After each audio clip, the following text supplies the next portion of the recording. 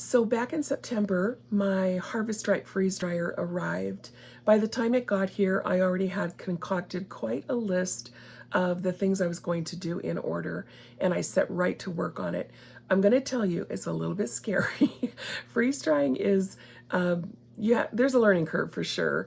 And I don't know, I was just kind of trepidatious about it, but I did jump in, read the manual from cover to cover, made Dave read it, asked him to grill me on it. I mean, I just did not want to ruin my freeze dryer.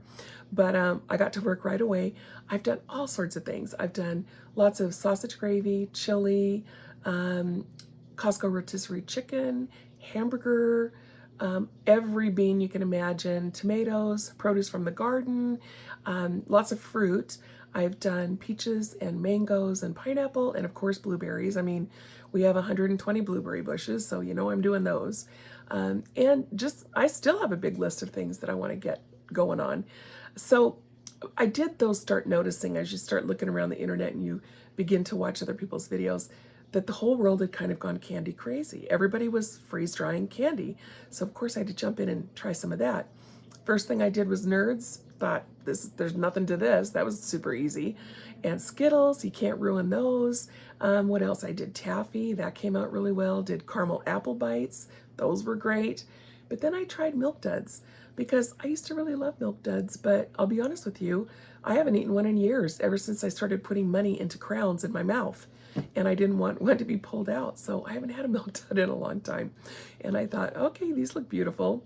And I honestly don't know how you people are pulling these beautiful Milk Duds out of your freeze dryer, because the 2 times I've tried it up to this point, I have made a colossal mess inside my freeze dryer. I mean, to the point where I had to pull all the rack, everything out. The rack had to come out. I had to disconnect the whole thing and scrub it top to bottom. Not once, but twice. So I'm about to try it for the 3rd time. I do have an idea about maybe reducing the heat a little bit, because they do explode. The first 2 batches I made just got enormous. I mean, huge, like hit the top of the rack. And I think I might have the heat too high. So I'm gonna try it. Partly I'm trying it because my neighbor Luke, who I just adore, I love that kid, when he found out I had a freeze dryer, he said, "Oh, if I buy you some Milk Duds, will you make those for me?" And I thought, couldn't you love Skittles or Nerds or Taffy, please? But I do love Luke and I don't want to disappoint him. So I went and got a bunch of Milk Duds and I'm going to try it again. So here we go, attempt number 3. If this doesn't work, I guess I just have to give my freeze dryer away. As if I would do that. I waited way too long for that freeze dryer. No, I might quit candy if this doesn't work, but I have lots and lots of things I want to share with you down the road. Many, many things on my list. So let's see if we can cross Milk Duds off of that list.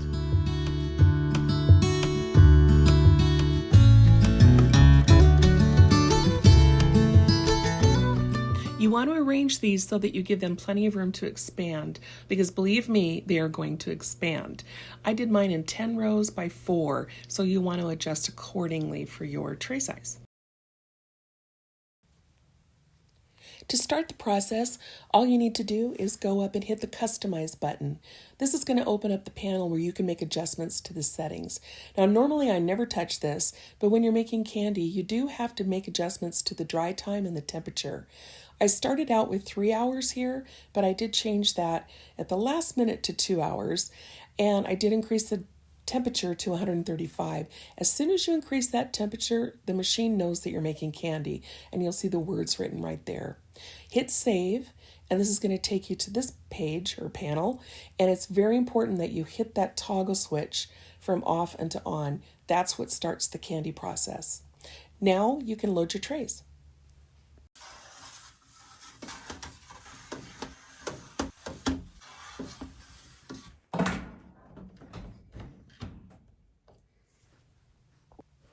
So your trays are loaded and the door is shut. Now you want to close the drain valve and hit continue. You have the option to warm the trays for certain candies, but you certainly don't want to do that for Milk Duds, so just hit skip here. For just a split second, it's going to say drying candy, but that'll be gone. You may not even notice it before it's gone. And now we're drying.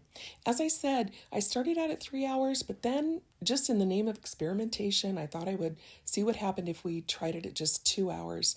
So at the last minute, I did change this down to 2 hours, but I forgot to take a picture. Now we wait.